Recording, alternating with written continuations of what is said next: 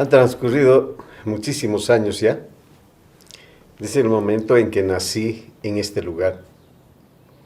En este lugar que tenía un nombre quechua, Animasnio, es decir, significa el lugar de los espíritus. Ya posteriormente, cuando iba a empezar este trabajo de Samanahuasi, le puse ese nombre, que significa la casa del descanso, por extensión la casa de la paz, la casa de la armonía. El quechua es un idioma, aparte de ser muy dulce, es un idioma muy expresivo y una palabra puede decir muchos conceptos, depende cómo está ubicado en la oración. Entonces, Samanahuasi es eso. Samanahuasi sería la casa del descanso, pero Samanahuasi también significa la casa de la paz, la casa de la armonía, la casa del equilibrio. Es acá donde hace muchísimo tiempo empezó una historia que la narramos en uno de nuestros libros, uno de los libros que habla de misterios, de cosas extrañas que suceden sobre la tierra, de hechos insólitos que no tienen mayor explicación, pero que sí acontecieron. Y entre ellos, la historia mía. Conocí a un anciano que venía todos los días acá a Samanahuasi, donde mi padre le enseñaba a leer, a escribir. Yo era muy niño. Y con este anciano venían muchos campesinos quechuas que después del trabajo diario llegaban acá para que mi padre, que era profesor de escuela, les enseñara a leer y escribir. Pero esto no llamaría tanto la atención, pese a que ya era un mérito muy grande, porque mi padre volvía de la escuela muy cansado a las 5 de la tarde, y sin embargo los recibía con mucho entusiasmo, con mucho amor, para enseñarles a esa hora. Me parece que esto ya era un mérito en él. Él no tenía esa obligación, pero él sentía que debía hacerlo como un servicio a esta raza nuestra.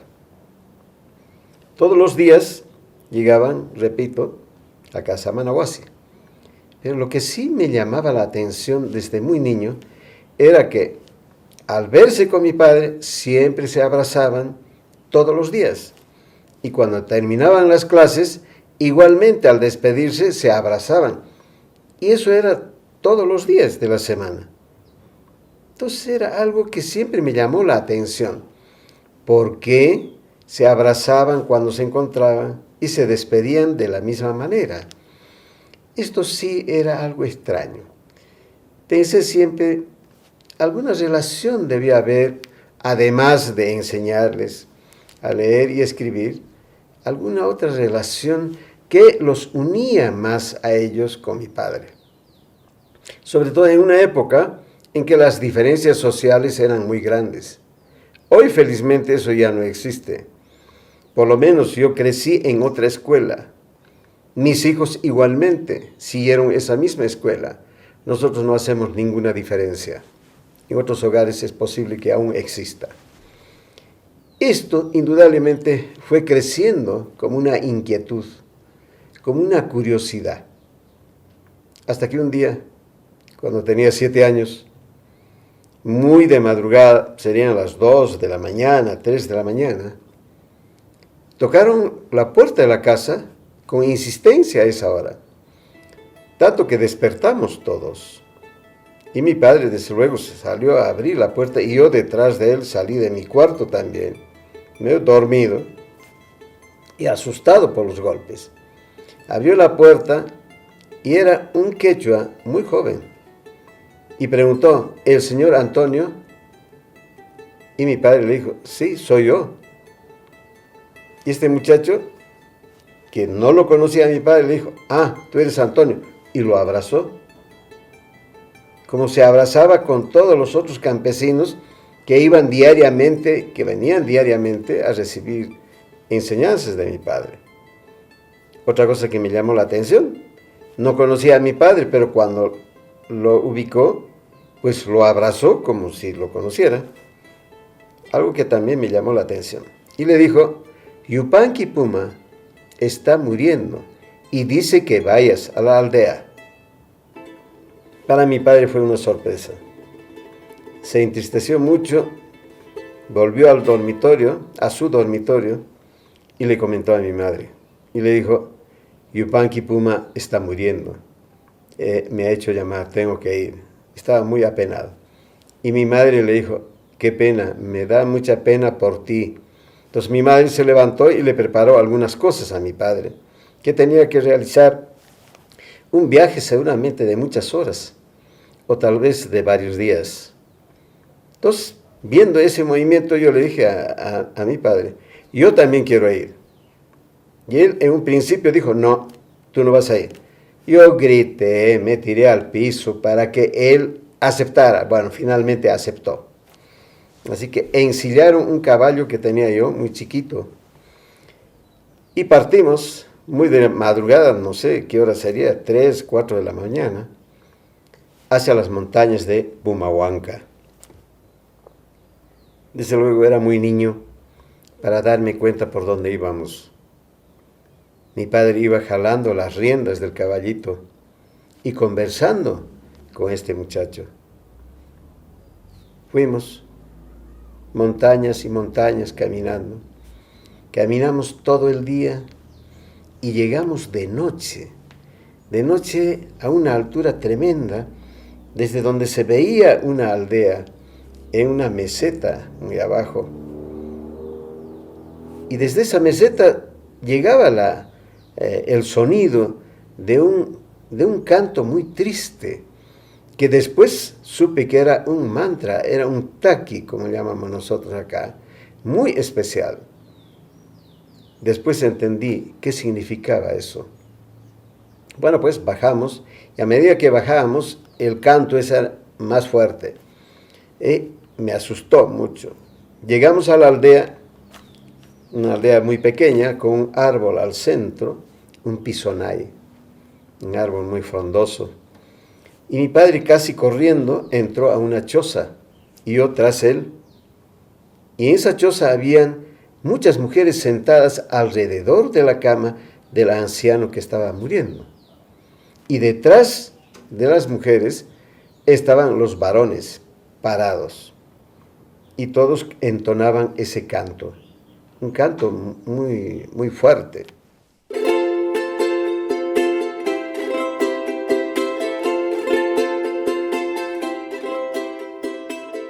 Mi padre se acercó a la cama, lo abrazó al anciano.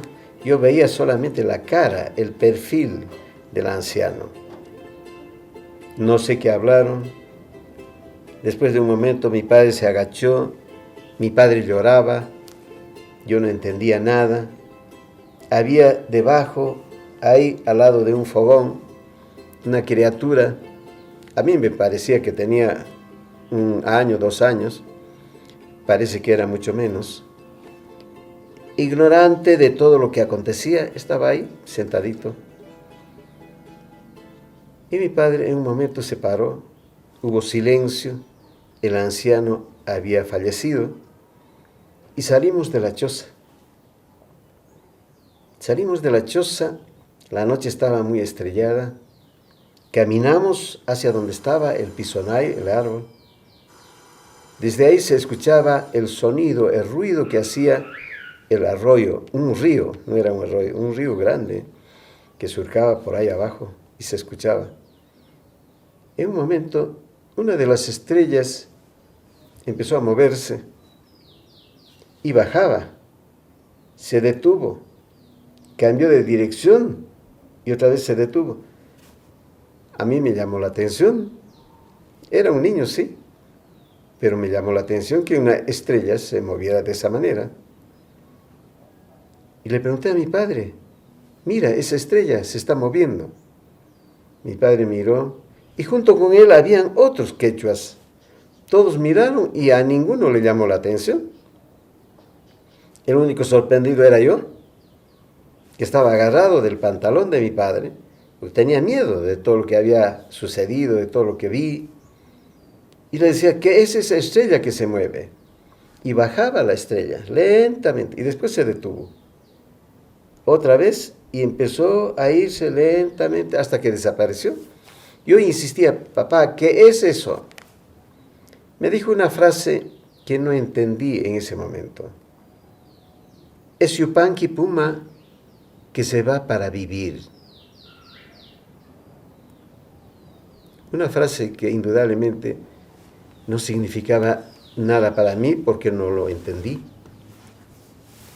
Después de un momento me pareció que se estaba iluminando todo.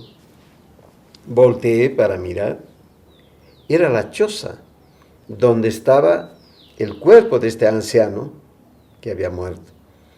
La choza estaba iluminada. Parecía que estaba incendiándose la choza. Parecía una campana de luz.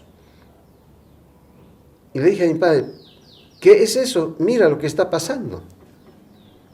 Todos voltearon con él, miraron, ninguno dijo nada. A ninguno de ellos les sorprendía lo que estaba sucediendo. Y yo sí estaba asustado y sorprendido con lo que estaba sucediendo ahí. Era una campana de luz, pero un silencio total. En fin, son acontecimientos que vi cuando tenía 7 años. Luego de eso nos invitaron a pasar a una choza al lado y ahí descansamos. Muy de madrugada nos despertaron, salimos para retornar acá a Samanahuasi, que repito tenía otro nombre quechua antes. Sobre mi caballo estaba esa criatura pequeñita ahí. Me llamó la atención, entonces mi padre me dijo, lo vas a cuidar Lucas, que así se llamaba esta criatura. Lucas se va con nosotros. Es el último hijo de Yupanqui Puma.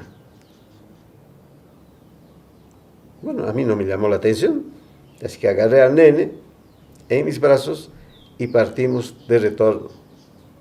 Llegamos acá por la noche, salimos muy de madrugada de allá. No sé cómo serían las ceremonias del sepelio de este hombre. Cuando llegamos, después de tantas emociones, mi madre nos estaba esperando y mi padre le comentó como si estuviera reflexionando a mi madre. Le decía, Yupanqui Puma fue descendiente del Inca Yupanqui, es decir, tenía sangre real, noble. Y él decía, ha sido muy noble, pero no por esas castas que crearon, sino noble por lo que él era como ser. Bueno, en ese momento no entendí lo que quería decir mi padre. Y seguía hablando de Yupanqui Puma, que tenía el momento de su muerte 140 años. Y esa criatura era el último de sus hijos. Que al lado de la cama, donde estaba el anciano, habían 4 ancianos de 90, 100 años y más, que eran sus hijos. Y esta otra criatura, que también era su hijo, bueno, pues no entendía nada. Era algo que no estaba dentro de mi razonamiento. Supongo que además era un niño de 7 años. Tal vez todo eso y la confusión en que estaba viviendo, la sorpresa de muchas cosas, no me permitían entender nada de lo que estaba viviendo. Pero mi padre le comentaba eso. Le decía a mi madre, es el último de sus hijos y me ha encargado que yo lo cuide. Porque su madre murió muy joven. Era muy joven la madre, ¿no? Y murió dando a luz a esta criatura. Sus hermanos eran unos ancianos, no podían cuidarlo. Entonces llamó a mi padre, que era amigo y era discípulo de Yupanqui Puma. Entonces había pues otra relación que yo no entendía.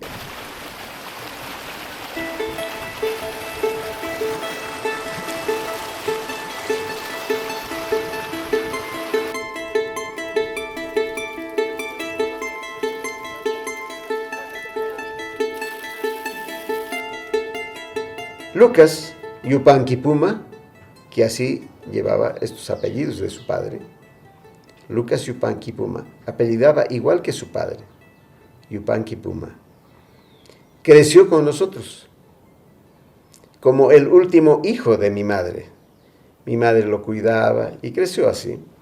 Ya de joven, después de terminar sus estudios secundarios, un día le dijo, bueno, mamá, yo me voy, quiero conocer el mundo, quiero andar con mis pies. Mi madre se entristeció mucho y bueno, pues partió Lucas y no supimos más nada de él. Después de mucho tiempo le escribió a mi madre. Entonces con mi madre se escribía. Después mi madre murió, la correspondencia empezó a espaciarse más. Le escribí a mi padre. Mi padre falleció después de muchos años y ahí se cortó todo el contacto con Lucas.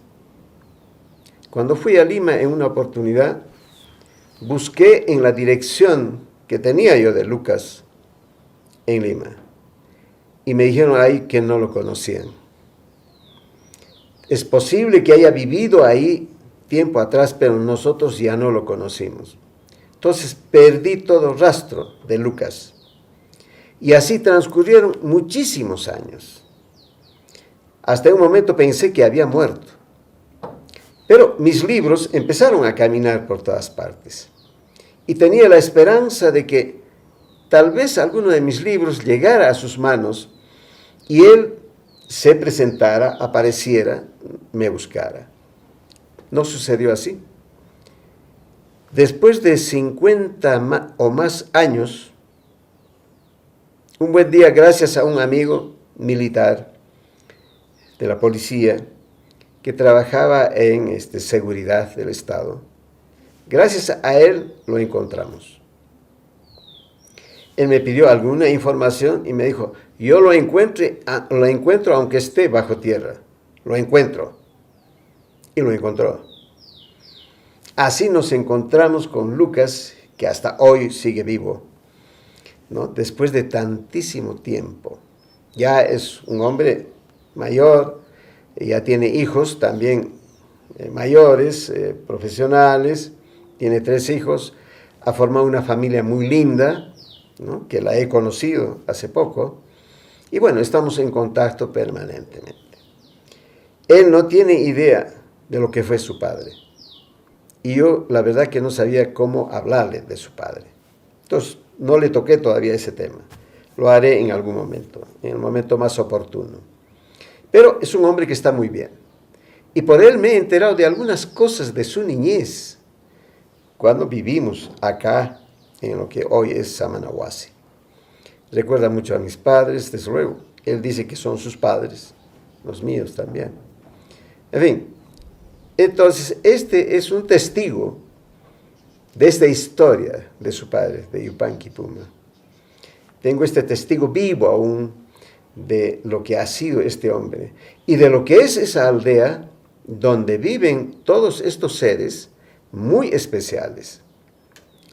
Muchísimos años, en la medida que iba creciendo yo también, en edad y en conocimientos, siempre a mi padre le preguntaba, ¿qué relación había o tenía él con esta gente? Y nunca me decía nada. Yo decía, no, tú tienes algo con esta gente. No. Yupanqui-Puma era mi amigo, por eso me dejó a su hijo para que lo cuidara, para que lo educara, para que se salvara, porque sus hermanos eran muy ancianos. Yo no creía que solamente esa era la historia. Siempre pensé que había algo más importante. Pero como mi padre no me decía, y yo también quería seguir estudiando, después de terminar la secundaria, en el colegio fundado por Bolívar, acá en Cusco, en el Colegio de Ciencias, bueno, pues terminé la secundaria y me puse a trabajar. Mis padres no tenían dinero, trabajé un tiempo, reuní un dinero y me fui al extranjero a seguir estudiando y a seguir buscando además, porque mi padre no hablaba, yo quería historia, quería conocer algo más, era algo intuitivo en mí. había algo más atrás de lo que yo recordaba y de lo que mi padre no decía. Así transcurrieron 30 años. 30 años buscando por todas partes y sin tener una respuesta clara. Pero siempre pensaba, un pueblo tan grande como fue, dentro de esta cosmovisión andina, el antiguo andino, tiene que haber vivido una filosofía de vida muy profunda. No puede ser que un pueblo que ha dejado tanta sabiduría en sus obras, que manejó la hidráulica, la ingeniería, la arquitectura, la tierra, la Pachamama, en fin, trabajó muchísimo esta tierra e hizo grandes descubrimientos. Prueba de ello son las grandes obras que nos han dejado. Entonces, este pueblo debe haber tenido una filosofía de vida muy grande. No puede ser que no hayan conocido más la metafísica. Este pueblo vivió algo más que lo físico. Inti, o el sol, era adorado. ¿Pero por qué? No creo que solamente sea este sol físico. En fin, me hacía una serie de preguntas sin respuesta, hasta que transcurrieron 30 años.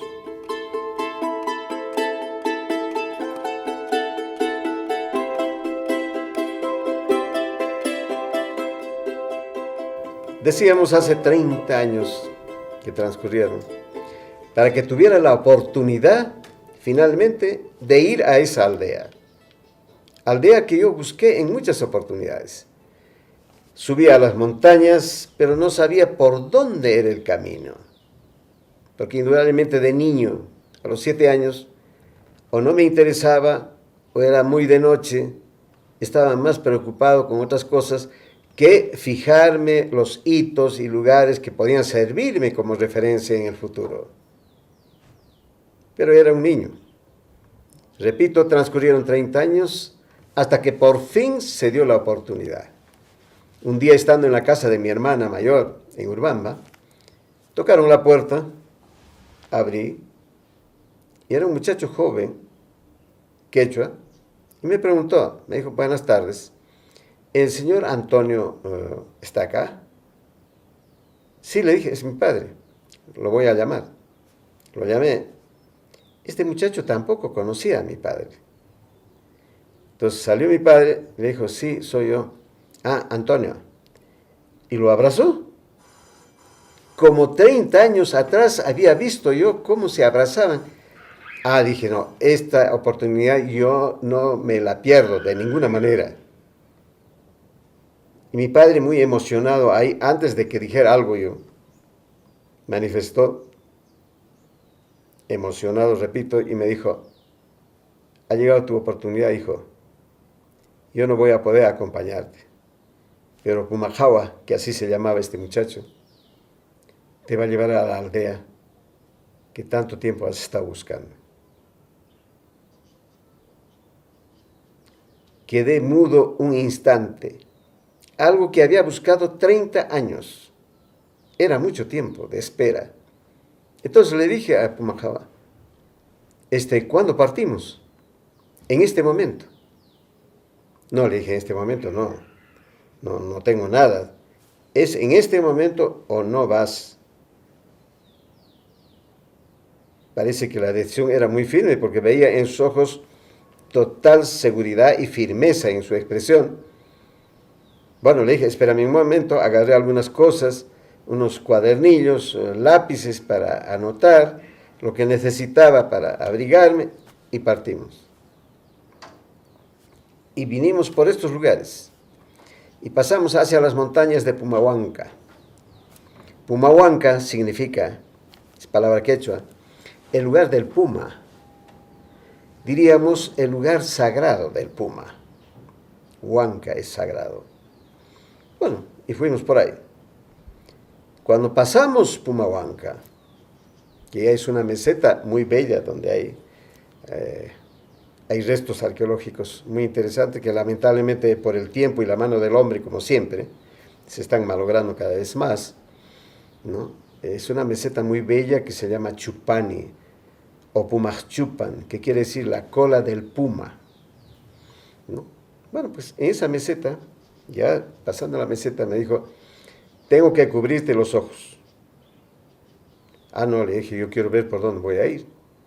Yo te voy a guiar.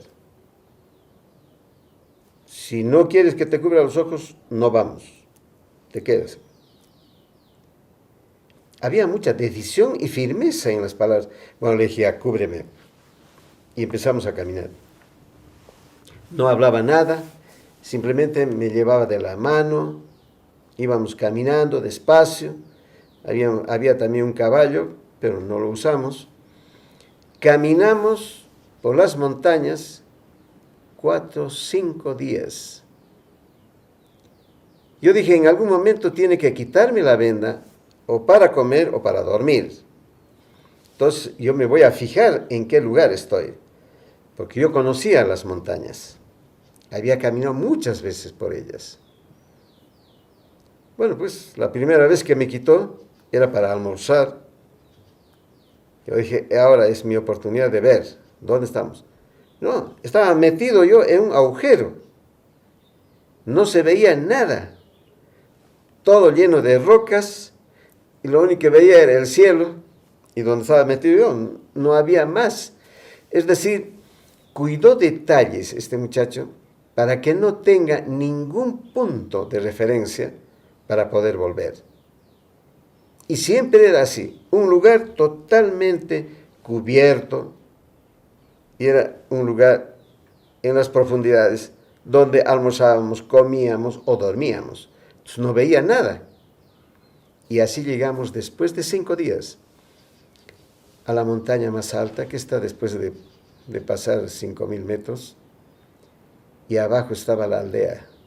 Fue una emoción muy grande. Recordé lo que 30 años atrás había visto. Y empezamos a bajar. Y llegamos ya casi de noche a la aldea. Todo estaba igual.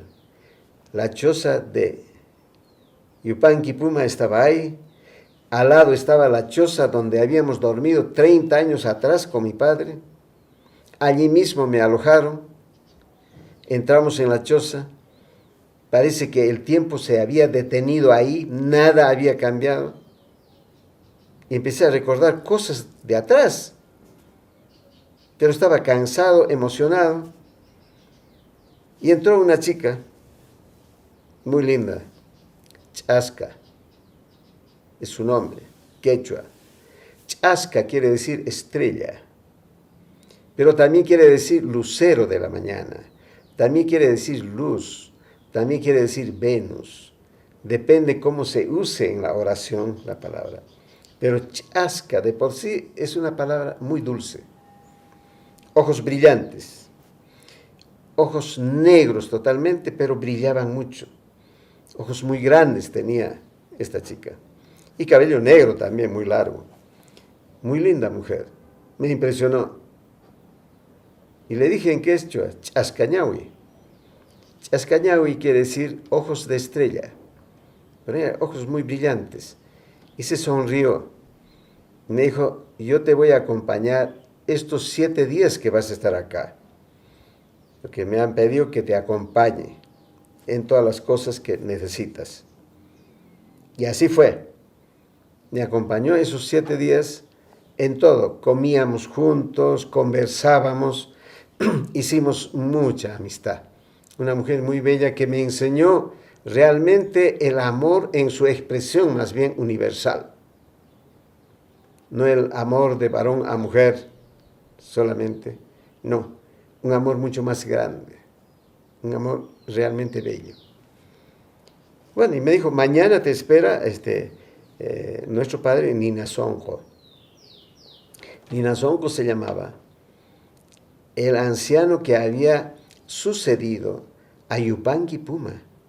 Ninasongo significa, es palabra quechua también, corazón de fuego. Ninasongo, corazón de fuego. Ese era el nombre del anciano que al día siguiente conocí. Bueno, esa noche dormí profundamente Y al día siguiente, muy temprano, serían las 5 de la mañana o antes, sentí que alguien me movía los pies. Entonces desperté y era Chasca. Era Chasca la que me estaba moviendo los pies para que despertara.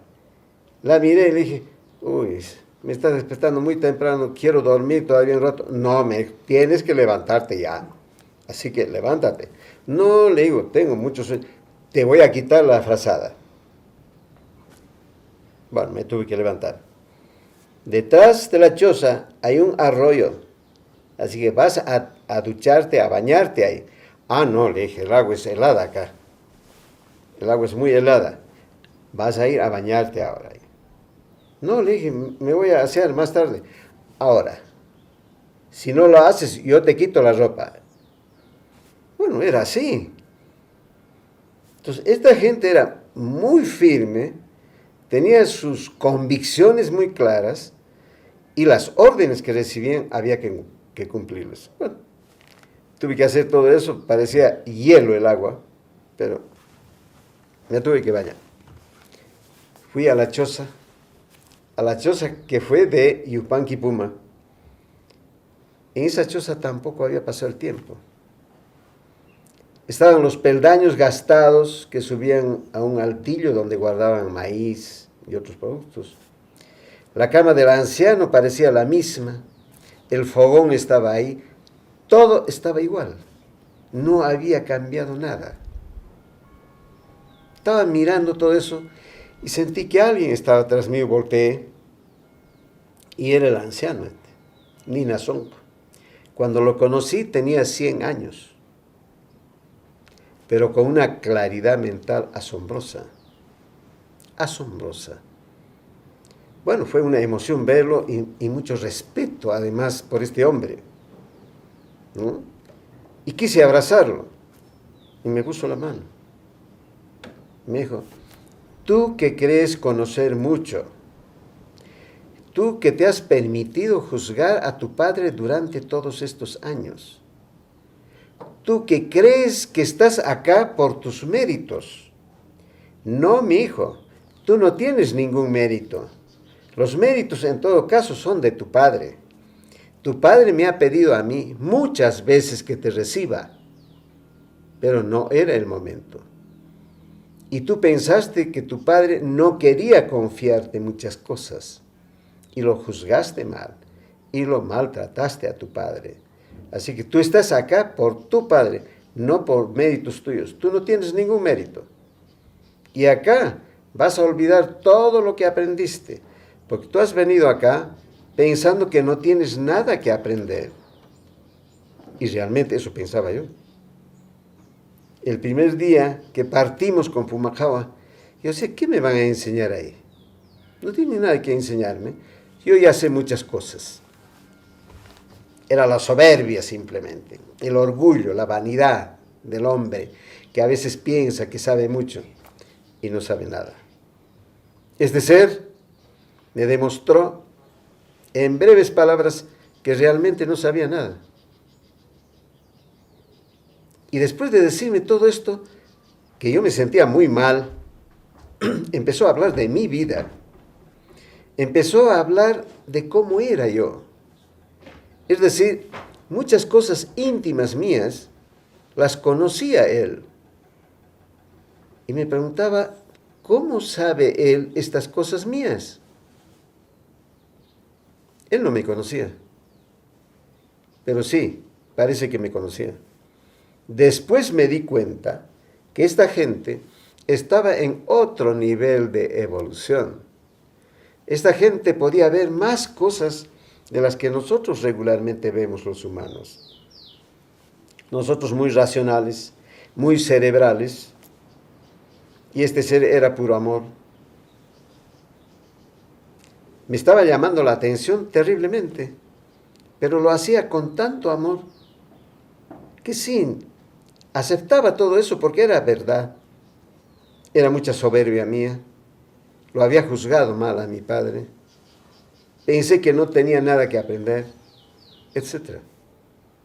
Qué cosa terrible. En un momento me dijo, bueno, ya pasó. Tranquilízate, siéntate, vamos a conversar ahora. Y empezó a enseñarme muchas cosas. Empezó a hablar de esa metafísica que yo había pensado tantas veces. Ese pueblo tan grande no puede haber olvidado aquella filosofía de vida tan profunda. La cosmovisión andina era muy grande. Y yo la desconocía, pero intuía. Pensaba que eso existía. Y cada día era más fuerte ese pensamiento. No me equivoqué. Y hasta hoy, felizmente, me siguen haciendo llegar todo ese conocimiento, que lo comparto por todas partes de la tierra, o por intermedio de mis libros, o personalmente viajando a diferentes lugares, dando charlas, conferencias sobre estos temas.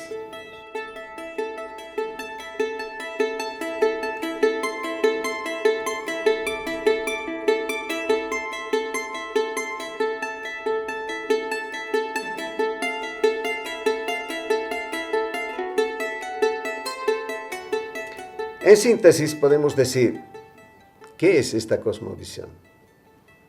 La cosmovisión es la ciencia que nos habla de la visión que tuvieron nuestros antepasados, de la vida, del hombre, de Dios, de la creación, de la evolución, a qué vinimos, qué debemos hacer acá. No nos caímos del aire, nuestra vida tiene un motivo, por algo estamos acá sobre la tierra. Más aún, me aclaró la espiritualidad.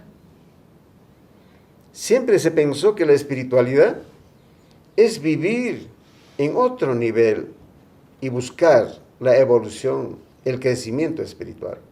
No, yo creo que ese es un error. La espiritualidad en el hombre se manifiesta viviendo con los pies bien firmes sobre esta tierra y buscando nuestro crecimiento espiritual, nuestra evolución. ¿Qué significa esto?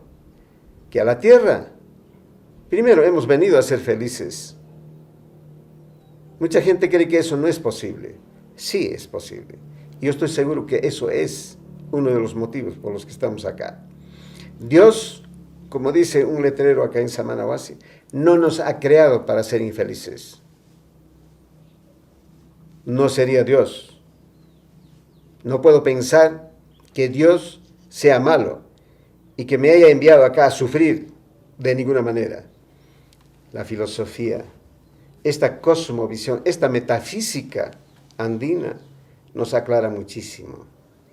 Cuando llegan los españoles acá, en la invasión, hace mucho tiempo, confundieron las cosas. Ellos venían ya con una religión y se encontraron acá con una cosa muy grande. Cuando pensaron que adoraban acá al sol, a Inti, dijeron, claro, muy literalmente, estos paganos, estos salvajes, adoran al sol físico y creen que es Dios. Y no fue así. Inti llamaron a Dios. Detrás del sol físico está el gran sol, Hatun Inti, que es el origen, la causa de todo lo que existe. Entonces, no era solamente este sol físico. El sol físico, dentro de nuestro sistema solar, es una de sus pequeñísimas manifestaciones físicas. Pero él no es físico. Él está mucho más allá. Esta tradición, esta cosmovisión dice, somos rayos del único sol. Por eso somos hermanos, todos los humanos, por nuestro origen. Allí no hay diferencia de colores, de razas, ni de credos, ni de posición económica, ni racial. Todos somos iguales, por nuestro origen. Somos esa cosa, esa chispa divina, ese sol, ese Inti que habita en cada cuerpo, que es igualito en todos. No hay ninguna diferencia. A eso le llamaron también Inti. A lo que nosotros llamamos espíritu, también le llamaron Inti. También llamaron Inti a este sol físico. Llamaron Inti al Hatun Inti, o sea, al origen, a la causa, a lo que llamamos Dios, Alá, Jehová, Yahvé, con muchos nombres. Uno de ellos es Inti.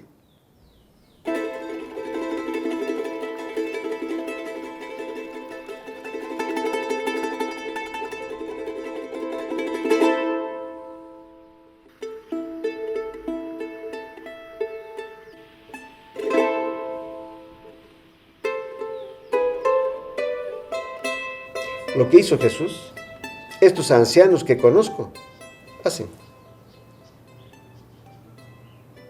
Entonces, cosas sobrenaturales que eran llamadas así, el momento que las conocemos, dejan de ser sobrenaturales y se convierten en naturales. Lo que desconocemos es sobrenatural. Cuando lo conocemos, deja de ser sobrenatural.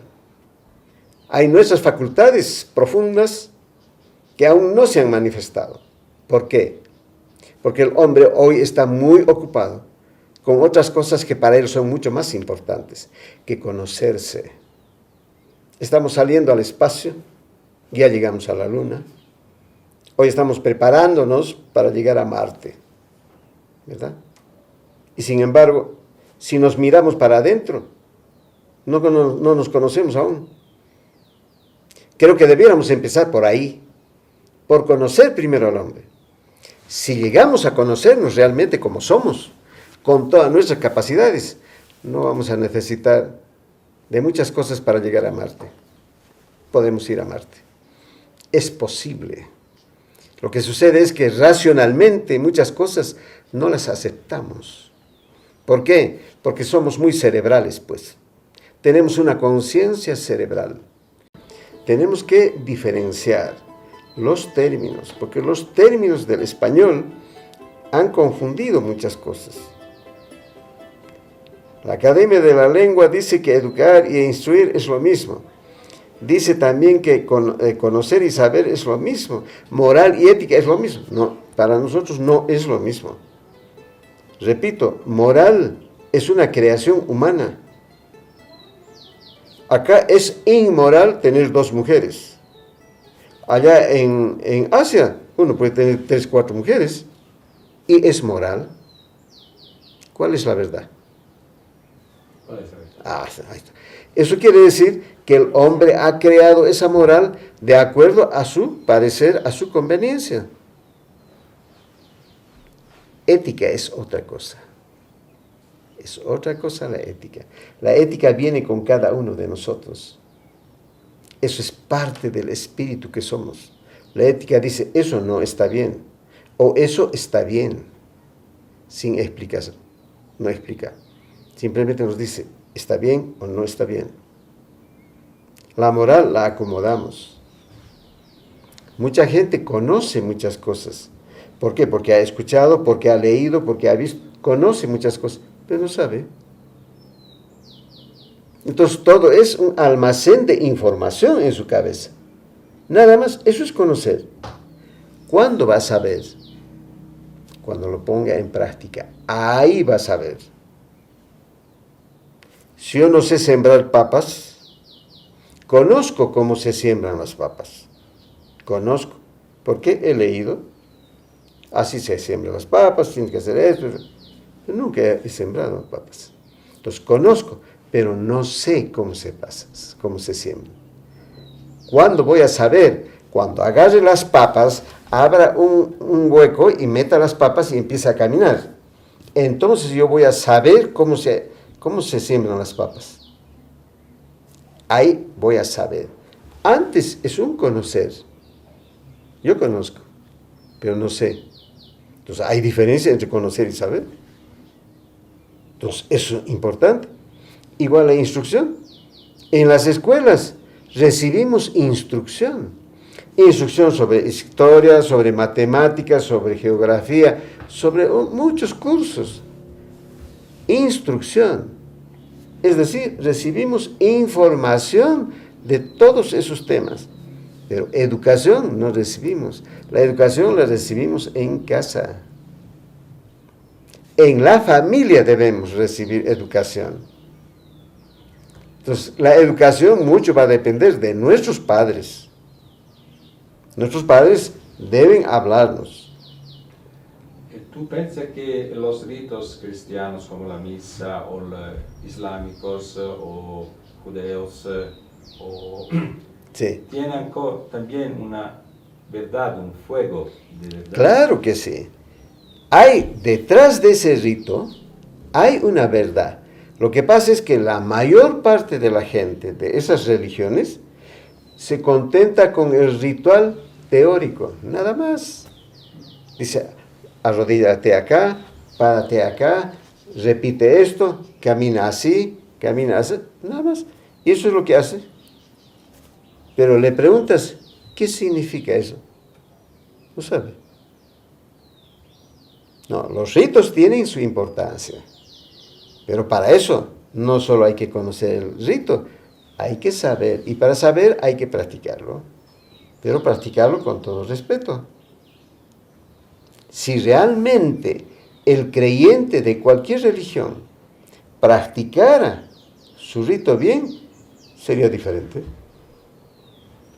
Por concluir, me parece que comprender que la teoría de la evolución de Darwin tú no es muy de acuerdo.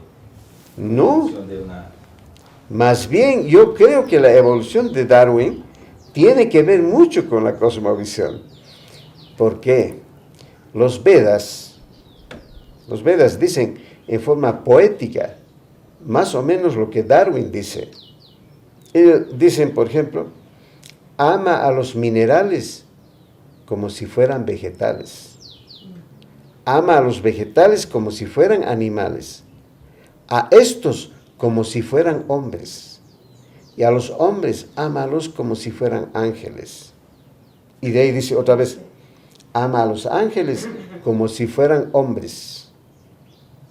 Ama a los hombres como si fueran animales. A estos como si fueran vegetales. Y ámalos como si fueran minerales. Es la misma teoría de Darwin, dicho de esa manera. Y lo mismo se habla acá.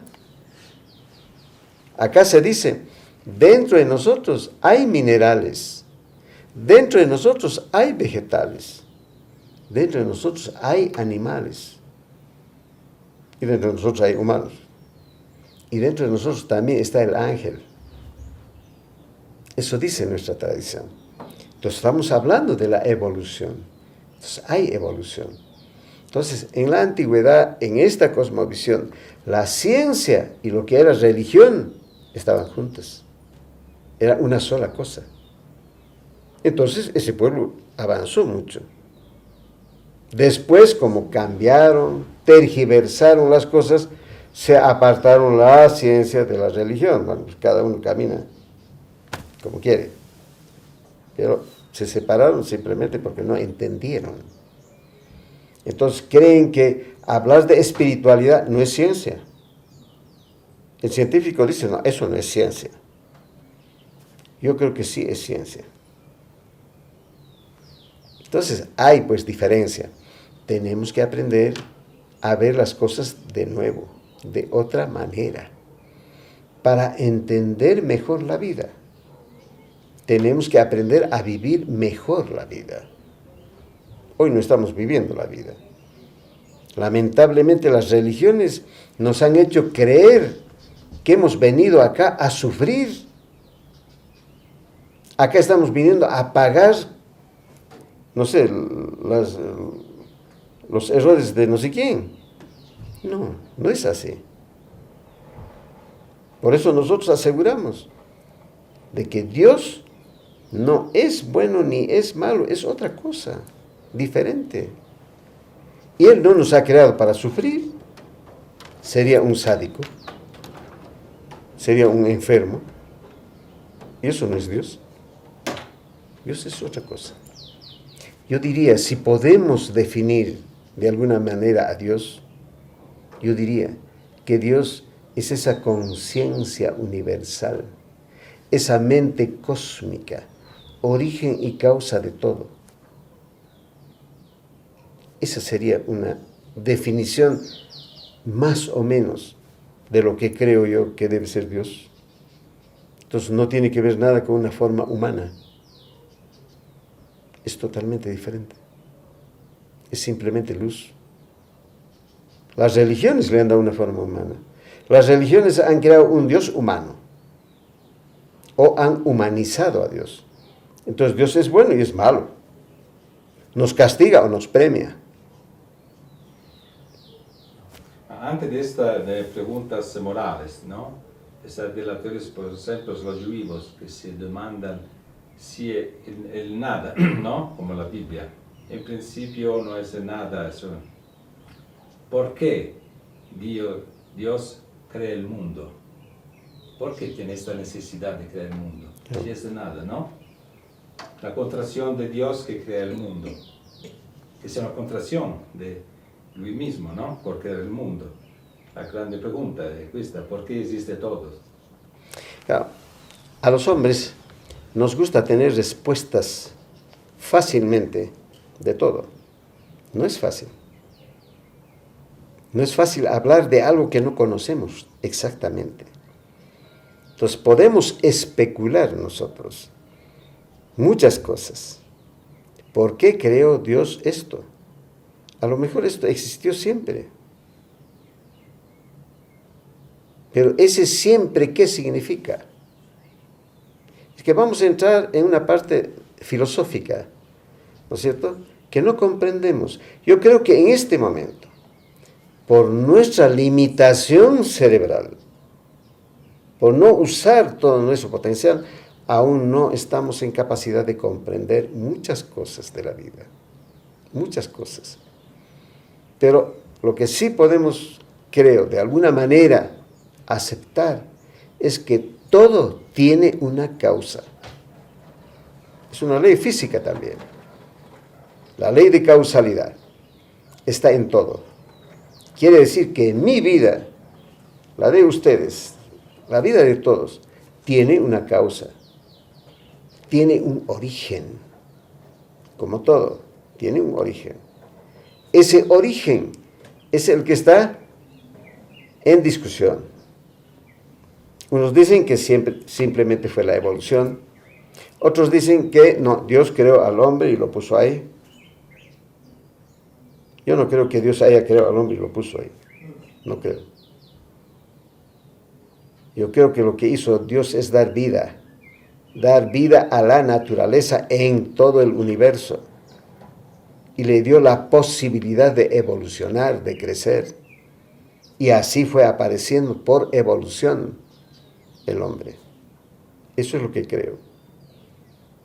Porque siento que dentro de mí hay minerales. Siento que hay dentro de mí también vegetales. Los 4 elementos de la naturaleza están dentro de mí. Está la tierra, el aire, el fuego, el agua. Y como conocemos todos, el porcentaje de agua en nuestro cuerpo es muy grande. Son los elementos de la naturaleza que están dentro de nosotros. Creo que todo eso es evolución.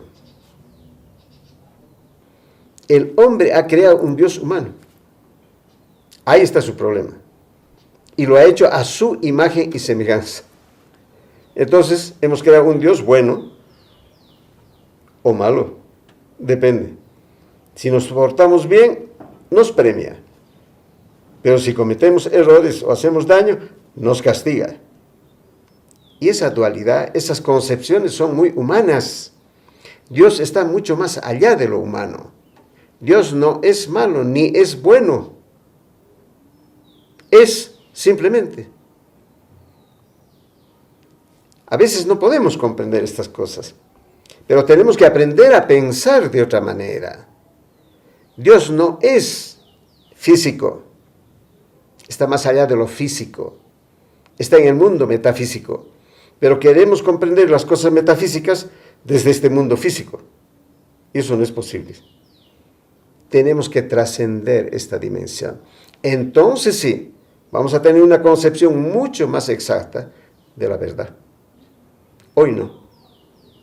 Y esto me explicaron simplemente, con la sencillez más grande, estos ancianos. No podía creer mientras los escuchaba. Y siempre me decían, la verdad es simple. ¿Por qué les encanta a ustedes complicar las cosas? Y las han complicado tanto que vuestra vida es complicada. Y viven complicando cada vez más su existencia. No te olvides, me decía Nina Sonjo. La verdad es simple. No le pongas adornos. Y la vas a entender mejor si con humildad empiezas a abrirte un poco para recibir esa verdad. No sientas que sabes muchas cosas, cuando lo que tienes tú es simplemente un conocimiento de las cosas. Entonces también ahí vi con total claridad que conocer y saber son dos cosas diferentes. No significan lo mismo. Conocer es una cosa, saber es otra. Esta confusión ha hecho que el hombre, que conoce muchas cosas, cree que sabe y no sabe. Lo que tiene es información, e información no significa saber. Entonces hay una gran diferencia entre conocer y saber, gran diferencia entre el conocimiento y la sabiduría. El conocimiento debe convertirse en sabiduría para que podamos vivir esa sabiduría. ¿Cómo? Por la práctica. El pueblo americano, el pueblo que vivió en esta Amaracá, que es el verdadero nombre de nuestra América, no viene de Américo Vespucci, que es un nombre que le puso un investigador alemán después de los viajes de Américo Vespucci. Le llamó América. Pero él tenía conocimiento de que América venía de otra palabra, una palabra americana, Amaracá, que significa tierra de inmortales. Esa gente de esta nuestra Amaracá, de esta nuestra América hoy, era feliz. Este pueblo americano sí fue feliz. El hombre andino fue feliz y vivió con felicidad. Lo que no podemos decir del hombre de otros continentes hasta hoy. El gran conocimiento que retorna de Oriente a nuestra América se convirtió en un conocimiento teórico. Nada más. Acá la espiritualidad, estamos convencidos, es una actitud de vida. Hay que vivirla, es dinámica, no es una actitud pasiva, es acción. Si yo hablo de amor, tengo que preguntarme, ¿yo amo? Más aún, ¿me amo? Qué importante. Mucha gente jamás se preguntó si se ama o no. Ni siquiera sabe si existe eso en él. Y el que no se ama, no ama a nadie. Aparte que es un mensaje que hemos escuchado hace mucho tiempo también. Ama a tu prójimo como a ti. El amor empieza por casa, el amor empieza por uno.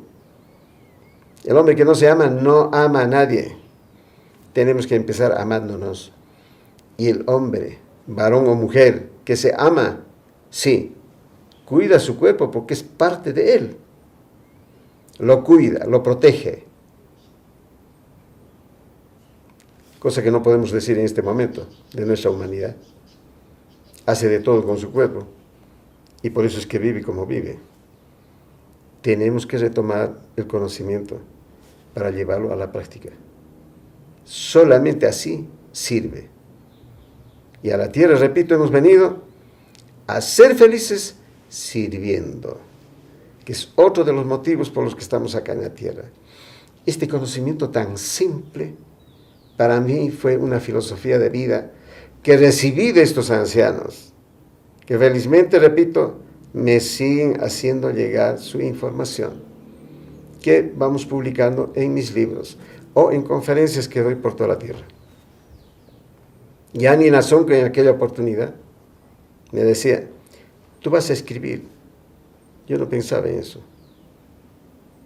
Y detrás de tus libros vas a ir tú. Y eso es lo que ha sucedido en este momento. Mis libros se han ido por toda la tierra y detrás de ellos voy yo, llevando el mismo mensaje. Pero este es un mensaje de sabiduría, no mío. Soy un transmisor, no soy otra cosa. Pero como siento que esta es una gran verdad que debe conocer la humanidad, sí la llevo con ese cariño, con ese calor y con esa seguridad. Es importante que el conocimiento se convierta en sabiduría para que el hombre sea feliz. Es la única forma de demostrarnos si realmente estamos creciendo como seres humanos o no. Lo demás es hablar. Y ya se habló mucho. Es momento de la acción. Tenemos que entrar en ese estado de acción. La vida no es una actitud pasiva, es dinámica. La espiritualidad no es pasiva, es dinámica. Y la espiritualidad es vida. Tenemos que vivir de esa manera, en acción, demostrándonos a nosotros que somos capaces. Y tratando cada día más de conocernos, para empezar a usar ese 89,9% de nuestra capacidad que no la conocemos hasta hoy. Estos ancianos sí, no solamente la conocen, la viven permanentemente.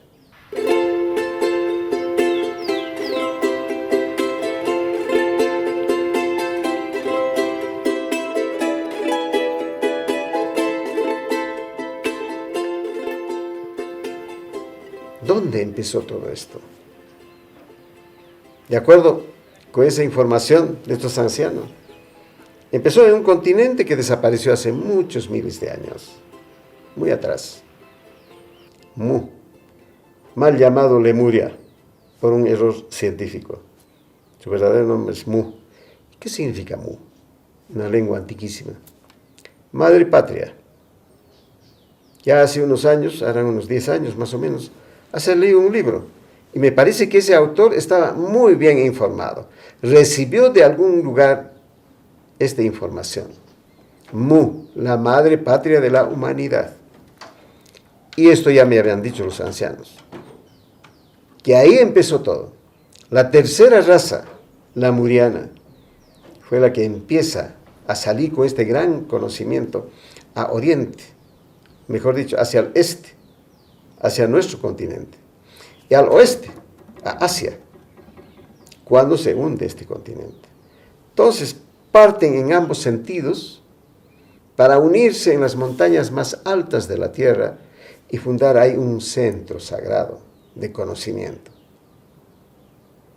El Tíbet, los Himalayas, hasta ahí llegaron, pero caminando en sentidos contrarios, unos al este y otros al oeste. Por eso es que sobre la tierra, en todos los continentes, vamos a encontrar el mismo conocimiento, adornado, tapado, de muchas maneras. Así aparecen asociaciones, religiones posteriormente, y todas tienen el mismo principio. Pero algunas la adornaron tanto que ya no se ve. El conocimiento está en todas partes. Y la similitud de las construcciones que nos han dejado encontramos en todas partes. El continente Mu, que desapareció en el Pacífico, tenía 60 millones, se calcula, de habitantes. Habitantes que estaban distribuidos en la inmensidad de ese continente. Realmente era un continente muy grande, que los andinos le llamaron Hatun Pachamama, es decir, la gran tierra madre, ¿no? Eso quiere decir Hatun Pachamama. Esta fue el origen para nosotros de la humanidad, ¿no? Terrestre. Pareciera que allí nacieron todas las razas humanas. Las viviendas, como era un continente muy volcánico, sísmico, las viviendas en realidad no estaban sobre la tierra firme, sino sobre columnas, y eran circulares, no usaban ángulos rectos, ¿no?, en sus construcciones. pareciera que el hecho de estar en columnas le daba más estabilidad a las viviendas. Entonces tratamos de imitar algo de esto, de lo que fue una vivienda en Mu. Y esta que tenemos acá es justamente una copia de aquello que los ancianos nos comentaron, cómo era la vivienda en Mu. Esto es lo que queda de aquel gran continente. En la isla de Pascua encontramos los famosos moáis. Hemos tratado de copiar algo de lo que hay allí, porque es la última parte que quedó de este continente gigante, la isla de Pascua, o Rapa Nui, que es el verdadero nombre. Y ahí encontramos los famosos moáis. Entonces, es simbólicamente lo que existió en ese continente, donde la gente vivió con mucha felicidad. Y de ahí partieron hacia el nuestro y otros al oeste, a Asia. Así la cultura de este gran pueblo llegó a todo el continente y se esparció por toda la tierra, por todos los continentes. Es por eso que en toda la tierra vamos a encontrar una similitud muy grande en sus creencias, en sus religiones, en la forma de vida, en el mismo lenguaje.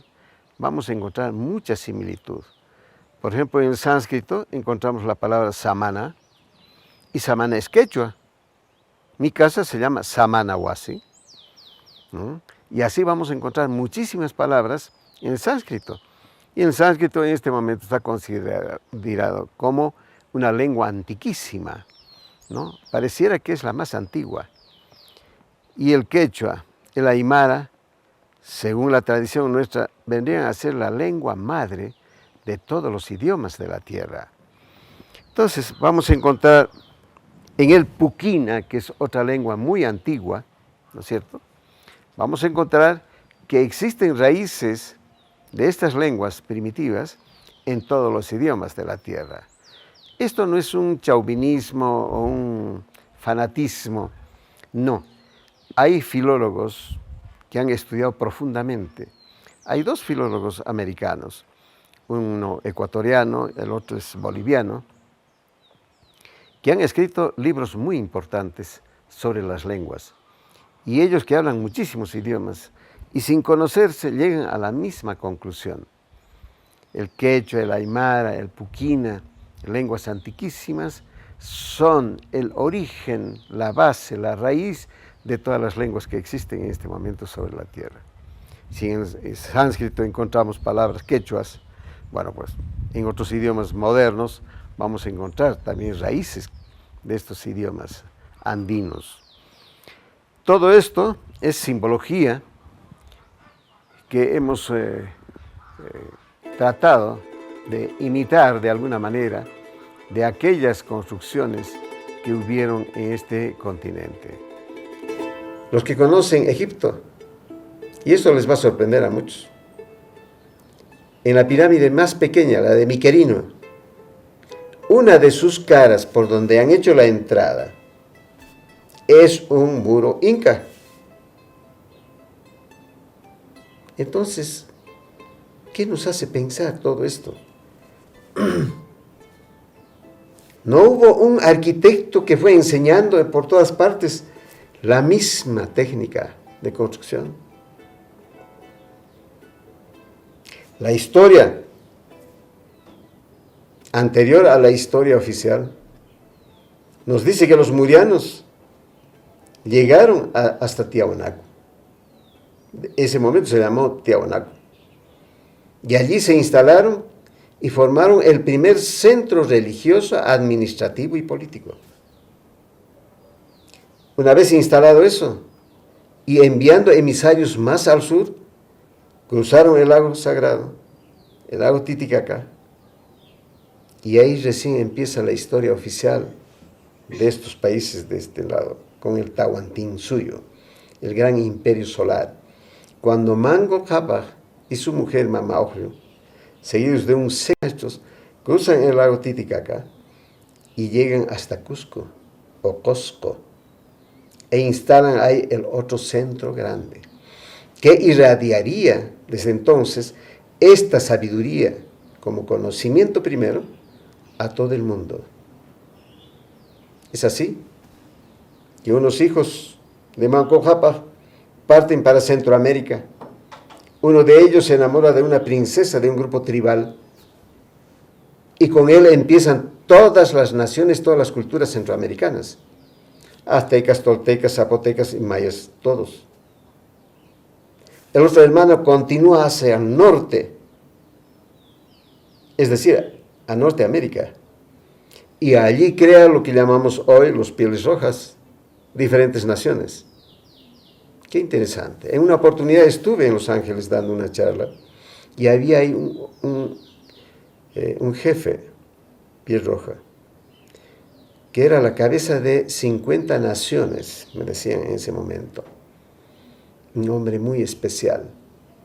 Y después de escucharme me dijo, ahora comprendo, si es cierto lo que estás diciendo, lo que dice nuestra tradición acá, nuestros abuelos vinieron del sur. Eso dice en su cosmovisión. Y su cosmovisión es muy semejante a la nuestra. Si partieron más al norte, entonces esto me hace pensar que las migraciones tal vez no vinieron por el estrecho de Bering, más bien salieron por el estrecho de Bering. Estamos hablando de la gran cultura. Entonces es posible que todos los pueblos europeos, los pueblos africanos, los pueblos asiáticos, hayan recibido la gran influencia de esta gran cultura. Y por eso es que encontramos en todas las tradiciones de estos pueblos mención a la tierra de los inmortales, a Maracá. En muchas leyendas se habla de eso. Esa similitud tan grande que vamos cada día, repito, encontrando en estos países, nos van confirmando lo que estos ancianos en la forma más simple nos fueron enseñando. Nina Sonko decía que toda esta historia está inscrita en unos cilindros de ceramio y de madera en el Tíbet y que se encuentran ahí. Es algo que quisiéramos ir a comprobar. Esperamos que en algún momento sea posible esto. Esta es nuestra gran tradición.